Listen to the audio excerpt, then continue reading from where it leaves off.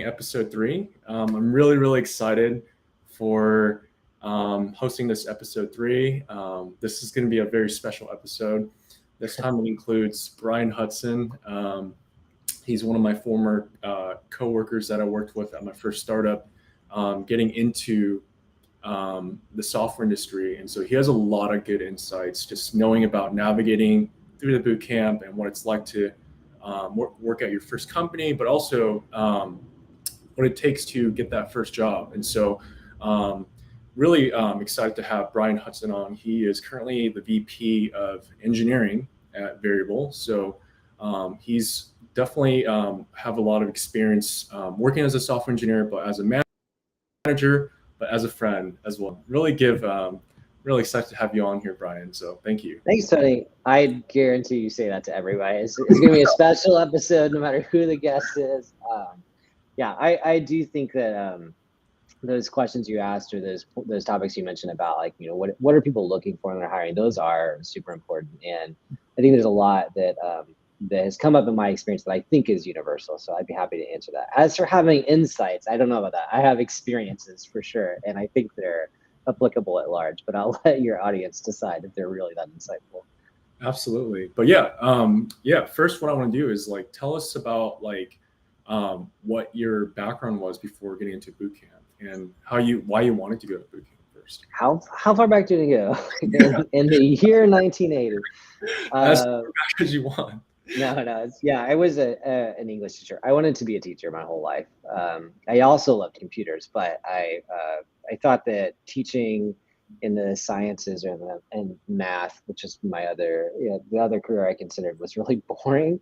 I think that was a useful mistake. But at the time, I thought teaching English was fun and teaching the other stuff was boring. So I became an English teacher, and I did that for a very long time. But I always felt like I was missing out on exploring computer sciences, and I had studied it as a kid, and had pretty much dropped it to wholly pursue liberal arts. So I was very passionate about writing and about history, but I always felt like I was missing that other part. And especially as the web evolved and changed, I just wanted to get back into it. So yeah, I got to a point where it was time to make that switch. I went to boot camp, and I was for sure going to be a programmer. That's what I wanted to do. I wanted to be a developer. And then at the end of that boot camp, they asked me to stay on as a mentor, and I thought, I don't know, am I trading that experience that I wanted as a developer? But it was really fun mentoring people and helping, and so I did that for a while, and then I finally wanted to get out, and that's when my boss at the boot camp hooked me up with an old friend, Andrew Plan, whom you remember from DevMountain, and I loved what Veryable was doing. It was a really cool idea and a cool project, so I wanted to help. And I also just love being in at the ground floor and starting something that was brand new and thinking like, yes, this could work. Even though it meant nobody knew where I was working, they would say, what is Veryable? And I'd have to explain every time. And it was definitely a good time to get in. It was a lot of fun. Yeah. Okay, that's the nutshell. Is that enough? Oh, absolutely. No, that was great. Cool. But since you pretty much started at a startup, and you've worked your way from the bottom to the very top, a lot of people. Well, if it's a startup, the ladder is smaller, so I wouldn't make it sound quite so dramatic. Ladder, right? What kind of ladder is it? Like a two-step step? It's pretty much, we need you to start doing this because there's nobody else to do it. So I wouldn't make it sound too glorious. Absolutely, but a lot of people ask all the time is there's obviously big companies you can work for, but also small companies. What's your perspective on working at a startup? Oh, so I actually wanted to go corporate. I don't know why. I know people don't usually dream about that, but I pictured myself in button down and slacks and a tie, just like when I was teaching and going into a big office. But it was, and so I really just took the interview with Veryable to explore, and what struck me about it is one, the idea that there's something brand new that you're bringing to the market that doesn't exist yet, and that it might just be a refinement on something that's already out there. In this case, it was entirely new, but I think that is really powerful and gives you something to be very passionate about. I think you could go into a bigger business and find your passion in improving what they're doing, or maybe they're going to pivot and make a change. So it's not that startups offer passion and corporations don't, But if you happen to plug into the mission of the startup, there's just so much room to run and to build out what the entire platform, what they're doing. And I think that was what won me over. But the other aspect of being in a startup is just this idea that it's an incredibly small team at first, and you're all in one room and you're trying to make it work. And I loved, even this is going to sound crazy, but I loved the late nights where we stayed and just talked between, people who are support and people who are trying to sell it, and the people like us who are building it. Like, what do we need to do? What can we, I can make this for you really quick. I can make this. And that kind of team spirit is definitely an advantage of being in a startup. Now, early on, there are a lot of late nights that you have to put in.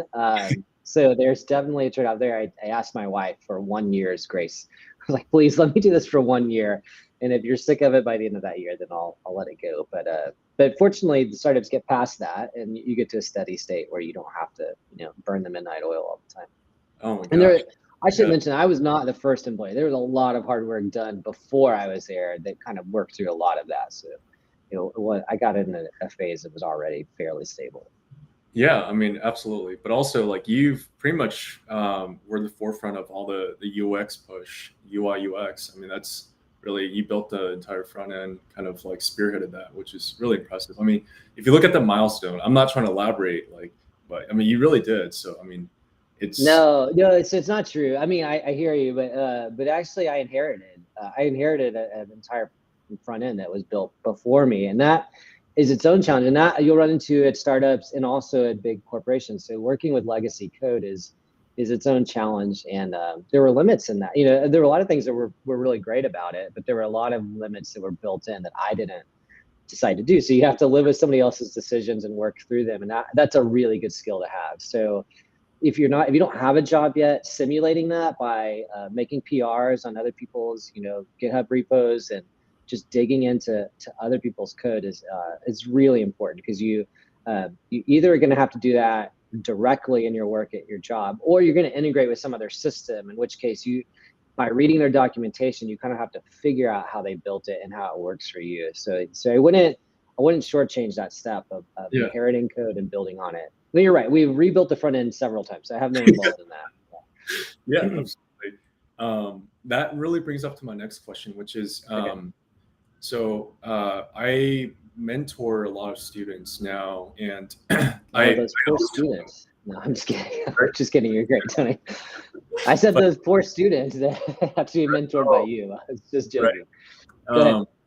But I always tell them all the time, like, coming from a boot camp, one of the best ways to learn is actually going to a startup. And to be honest, I learned so much at Veryable, and like the amount of learning I did within that time span I was there, it's invaluable compared to especially right now, it's a lot slower. And so I can definitely feel that. And so I encourage them, but their biggest fear is like, what if I'm like the second person or the only like one of two engineers? And so tell me about that feeling. Like, what is that like? I get this a lot. I assume I felt it too, but I just honestly don't remember. There a lot of people come and they say like, well, I really want to be mentored, like you're mentoring these people. And I'm just kidding. Tony's amazing.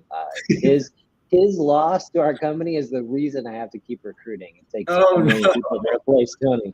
But no, I think you're right. I mean, I don't know, because I haven't worked at the big corporation, but I think at a startup, like, there is so much to do and so much responsibility that's on you that it forces you to learn fast and to build confidence you wouldn't have otherwise. That basically you look around and you realize, well, there's nobody else. There's nobody else who knows how to do this. So I can, sit on my hands and then, let everything crash around me, or I can dig in, figure out the best way possible to do it, and be ready to support it and fix it if I need to. And that is something that my boss, Noah, and your former boss, Noah, really helped me through. There's no better way to learn than, just getting this project like, well, it's all on you because there's nobody else here who knows how to do this. Yeah.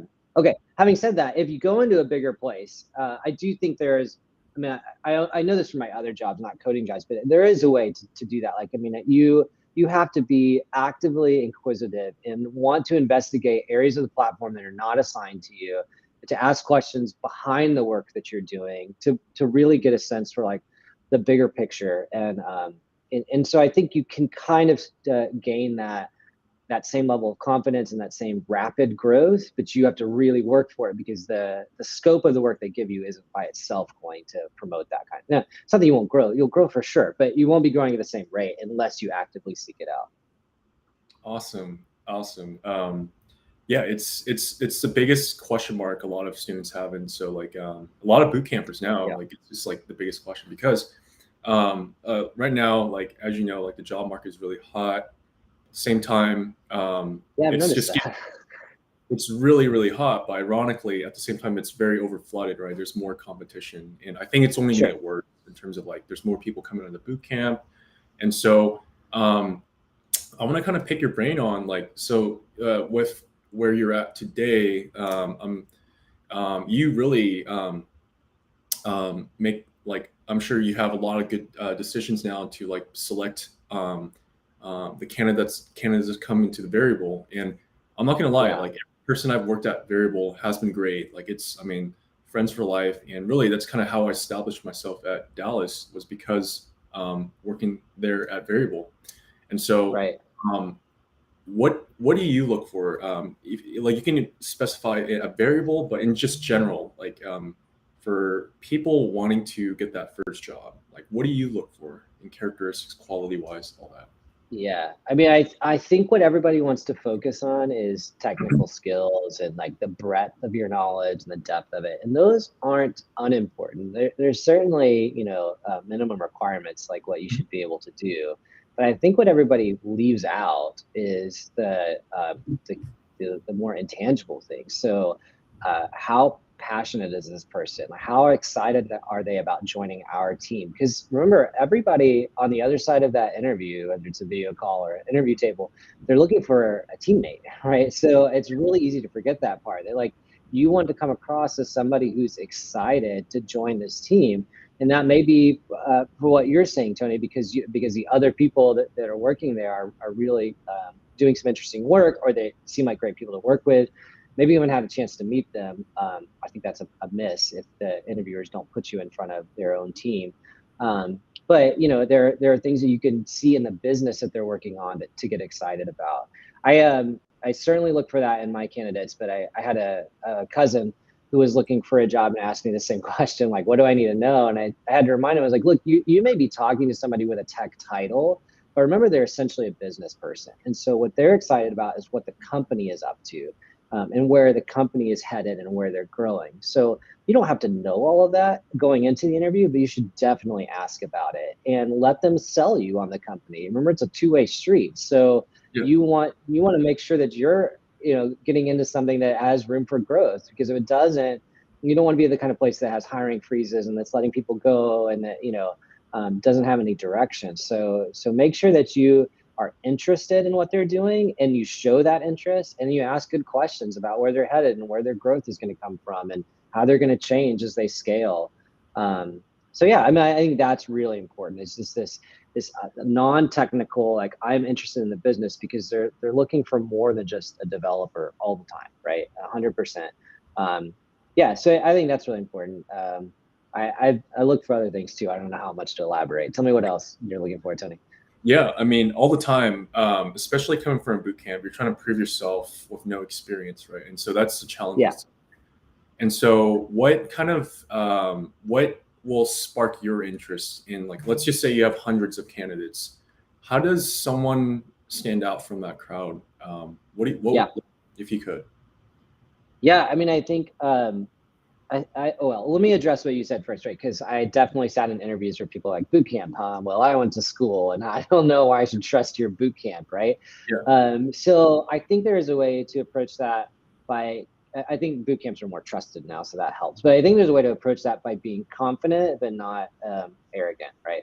So pointing out the things that that lie behind the stack. So I think what people expect is that somebody comes out of boot camp and they know how to like execute code, right? I know how to build certain kinds of applications, to-do applications, things that you might be doing on a group project or something like that. But you have to communicate to them that you've actually studied and you've read what's behind the React framework, what makes it work on the DOM, right? What's behind Node and its event loop and how that that works. And I'm not trying to say you have to, like, it's not like name dropping, but you have to indicate that, like, I've actually studied more than like just the bootcamp curriculum. So I think that's one thing, right? So indicating like an inquisitiveness and knowledge beyond like basics. And then I would say the other thing too is just this like continued passion for growth, right? So passion for what we're doing as a team or for the business, but also passion for growing technically. So nobody wants to hire you with all the skills in place already, or maybe they do, but that's unrealistic, right? So what you're really looking for is somebody who's going to come in and learn your systems and learn the skills that you need them to have. Like, you're going to take that person every time over somebody who's super knowledgeable but completely inflexible and uninterested in growing, right? So you have to communicate that you're still actively learning, right? Not to say that you don't know enough to do the job, but that there's a billion new things on the horizon, right? So I'm really interested in what's coming next, and what you name it, right? Like, I'm interested in how React is going to change in the next version. I'm interested in looking at Dino versus Node. I'm interested in looking at some new technology or some new technology that I can integrate into the platform, so that you're constantly building and learning, and your growth is gonna keep going that way, right? I think the other thing that's candidates don't always have ready at hand, and that's okay. But I think what would help is if they think about your career trajectory, like, where are you headed, right? And you don't have to know, you're not committing to anything, but like, this is what I want to gain in my first couple of years, and this is where I know I need to be a few years after that. And if you're wondering how you figure that out, well, read job descriptions. Go to Glassdoor or Indeed or whatever, and look at job descriptions for senior engineers. Look at the skills that are listed there, and figure out if that's what you want to be doing and what you need to have done in the next 3 or 4 or 5 years to get there. If you're not interested in that, if you think you're going to develop for a while, then move into something either managerial or product related or otherwise business related, then that's worth telling the hiring manager. Like, I love development, but I also see it as a springboard for me to get into this, and that's what I'm thinking about in the future. If there's something you want to specialize in, so like, I'm a general developer, whether it's front end, back end, whatever. But what I'm really interested in is this aspect of that field, and that may not even apply to what you're going to do in this role. But this is something that I'm really pursuing, and I'd like to gain some expertise in, because the business might have a need for that at some point. So maybe that's machine learning, or maybe it's data engineering or something along those lines, right? So communicating those things and having thought about them in advance, I think, really helps people stand out. Awesome. So essentially, to sum it up, like, you're looking for people that are driven, hungry for knowledge, wanting to learn, and wanting to grow at that company, right? And so I feel like you've, like, everyone that I've seen at Veryable has that kind of mindset, is like being able to be challenged. I definitely was challenged. I worked on a lot of cool stuff, and that was amazing. Right. So, it really, I mean, the timeline to find that perfect candidate might take a little bit long time, but sounds like it's well worth that time, right? For sure. It's definitely, it is tempting to just want to take somebody, right? And so there are times where I put candidates in front of the rest of the team, and they decline. And I can't lie, I go home bummed out about that. I'm like, well, that's back to the drawing board for me. But that's always the call worth making, right? Is that you want to find the candidate that you think is the best fit overall. And it doesn't mean the most technically strong candidate. Those people are great, and you want to look for them. But there are so many other things that you need to make to make a job work, right? Communication skills, collaboration, like you said, the drive and the initiative, growth and desire for growth. There's so many other things you're looking for. So yeah, you have to find the right person, and also just fit. Like, remember, it's matchmaking, right? So they have to want to work for you. Otherwise, how do you know they're not just like using your offer to leverage a better offer somewhere else? And that may happen as part of the game, certainly, but you need some indication that they actually want to come work for you, right?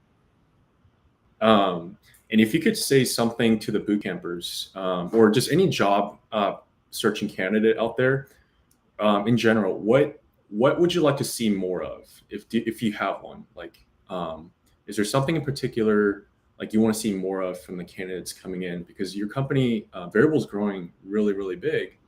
And so is there something in particular that you want to see more of from candidates? Or because it is, at this point, like, it's only going to get more and more competitive, right? And so what would you like to see from them?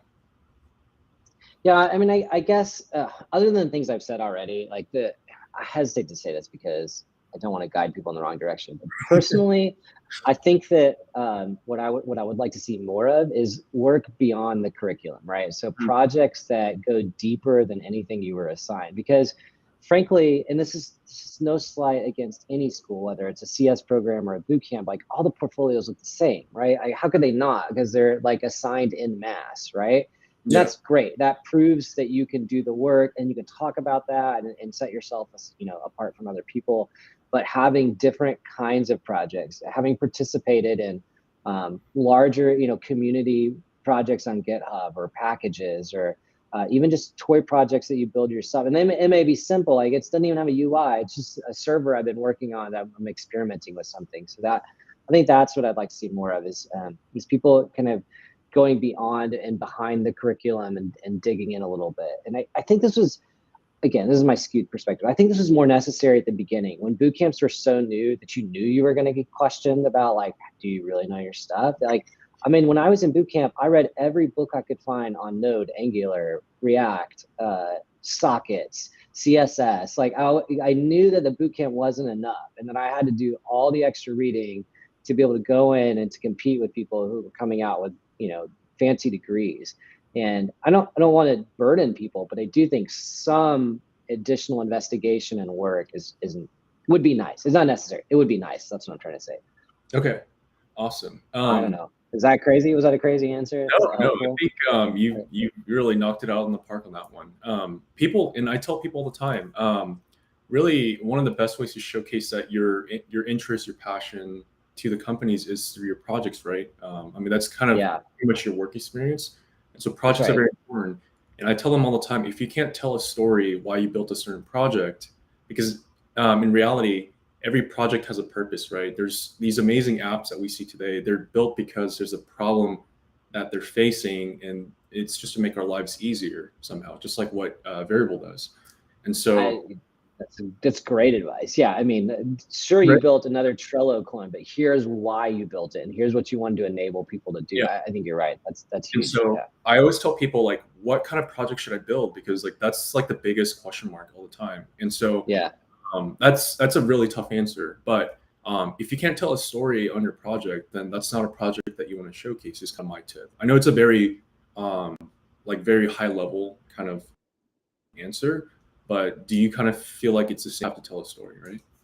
I do. I mean, I think based on the people that we've hired and that I've had the good fortune of working with and interviewing, I mean, like my favorite stuff in their portfolio is stuff they built for their friends and family, right? So there was a real need that somebody needed to do something, and I, as a developer, can solve that need, right?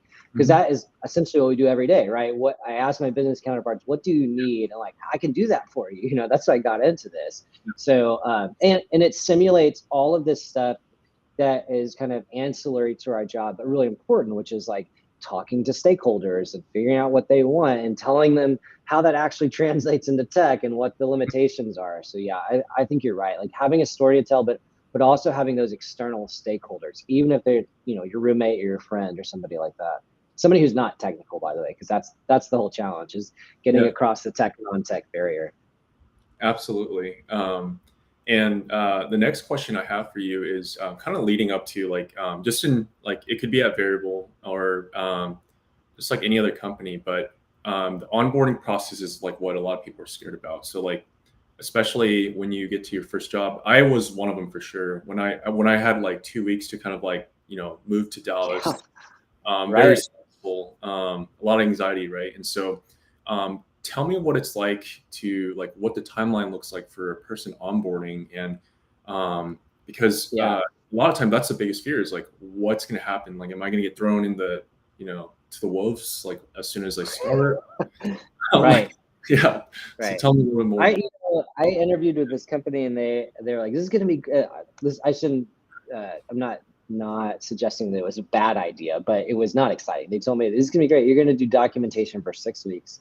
And then maybe we'll start letting you build something really small after that. And like, to me, like, really, I got to wait like 9 weeks to get in the code. And it was obviously much more enjoyable and exciting to come somewhere where it was a little bit overwhelming, but that is a trade-off, right? So I got access to all the repos 2 weeks before I came in, and I just like was so overwhelmed. Like I got to learn every line of code and know what everything's doing. And that of course is not true, because you actually want to come in fresh, not burned out already. So you want to do enough to like not be totally lost the first day, but realize that like onboarding is a process and you're going to learn a little bit more every day. And so what I would say is generally it takes 2 or 3 weeks to even know what you're doing, right? You're going to get a lot of help during those 2 or 3 weeks to execute basic tasks, right? So it's not because you're not capable of them, it's because you don't know the system, right?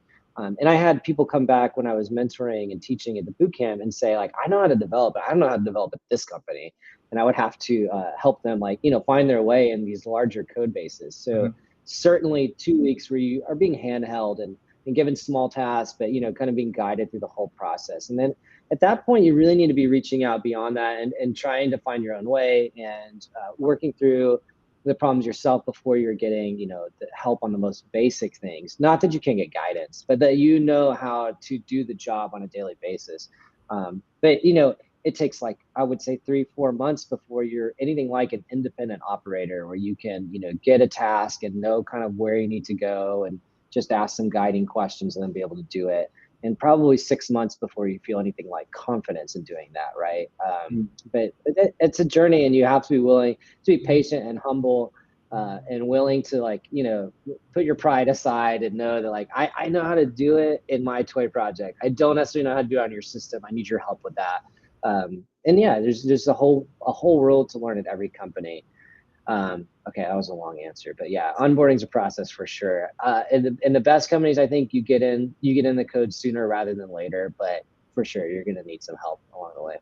Absolutely. I remember my first day. I mean, I wasn't sure doing so. It was. I'm that you were the one that paired up with me because like I learned so much from you and just the rest of the team. I mean, it amazes me like what you could learn Yeah. I mean, you have self-doubts like and stuff like that. I for sure had it too, and just a progression that you can make at startups. I mean, like if that's experience you can get, I mean, that's amazing. So like That's right. you learn so much, and so to kind of like wrap up the Yeah, this please, is because my computer's about to die. I'm worried about okay. this call ending abruptly. Yeah. So a lot of people always like it's now asking like when you ask them like, do you have any questions for me? Right? So I think that's actually pretty Yes. difficult. What tips can you give to kind of wrap up the conversation? Like what should they be asking you, like hiring managers? Yeah.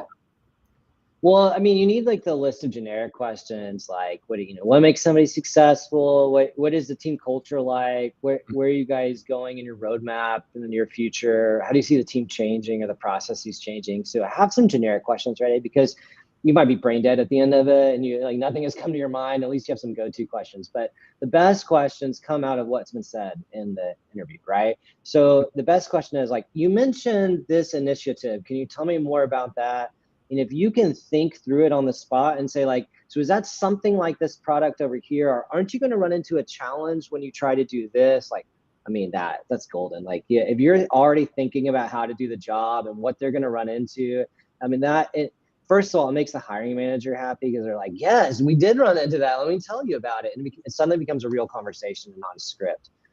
So I have some questions ready to go. Certainly there are things you want answered.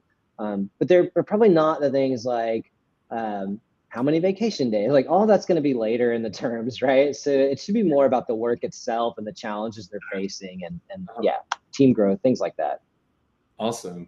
Yeah, don't ask about if the team's like is the team gonna be built on You can ask about it. It's just not an interesting question for the hiring manager. They'll be happy to tell you, but it doesn't tell them anything about you, right? The question that you want to ask is one that is revealing, right? That revealing that you're interested, revealing that you're thinking about their company and their challenges, and that you're ready to chip in, right?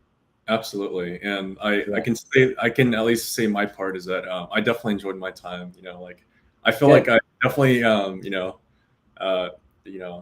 had too much fun, but we'll Yeah, discuss it later. So for sure. you did great work here, and you're doing great work now. So thanks, Yeah, Tony. Thanks for setting this up. I hope that was helpful. Be absolutely. happy This to. was amazing. This is going to benefit a lot of people. But I appreciate your time again, Brian. This is Yeah, amazing. of course. And thank you for everyone watching this video. Definitely more videos to come. But Brian Hudson, I appreciate your time again. And yeah, we'll definitely have to get lunch here very soon. So Let's do it. All right. Thanks, okay. guys. Take care.